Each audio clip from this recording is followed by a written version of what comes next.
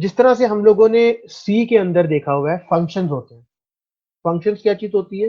कुछ ऐसी lines of code जिनको हम लोग बार बार अपने कोड में रिपीट करना चाहते हैं, लेकिन क्योंकि कोड स्ट्रक्चर्ड रहे, हमें वो बार बार लाइन लिखनी ना पड़े, हम एक फंक्शन बना के रख लेते हैं और उसको एक सिंगल नाम के थ्रू कॉल करते हैं।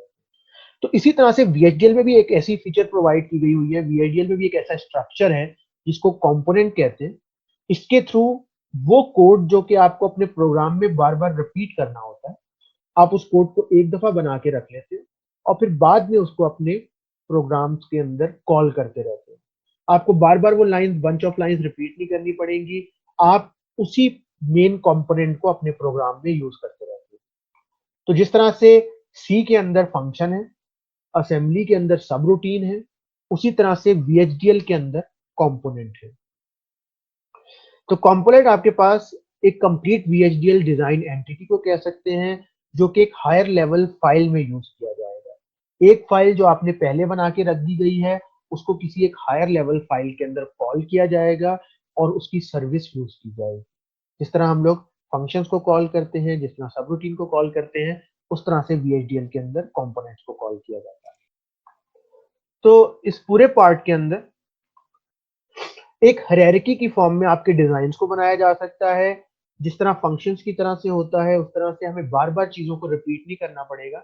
एक स्ट्रक्चर्ड फॉर्म में हम उसको यूज कर सकते हैं। एक प्रोग्राम जो हमने पहले बना के रख दिया है, उसको हम अपने प्रोग्राम में दोबारा कॉल कर सकते हैं। यहाँ पे वो चीज, वो कॉन्सेप्ट कंपोनेंट कहलाता है। एक ऐसा सर्किट जो आपके पास अपने आप को बार बार रिप्लिकेट कर रहा है, हम उसकी एक फाइल, उसका एंटिटी, उसका आर्किटेक्चर पूरा बनाकर सेव कर लेंगे और उसको फिर एक नई फाइल के अंदर कॉल करते रहेंगे। अभी देखते हैं कैसे किया जा सकता है। तो कुछ ऐसे फंक्शन है, फॉर एग्जाम्पल फुल एडर हैं, डिकोडर हैं, जिनको एक दफा अगर बना लिया जाए तो अपने मेन अलग फाइल्स के अंदर, अपने डिजाइन के अंदर हम लोग इनको मल्टीपल टाइम्स कॉल कर सकते हैं।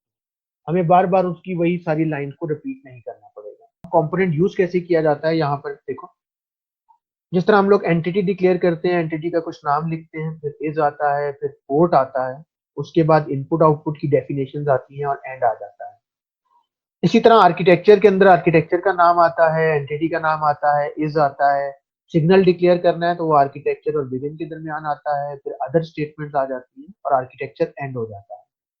इस पूरे पार्ट में कंपोनेंट कहां पर आता है? कंपोनेंट की डिक्लेरेशन भी सिग्नल की तरह से आर्किटेक्चर और बिगिन के दरमियान में ही आती है।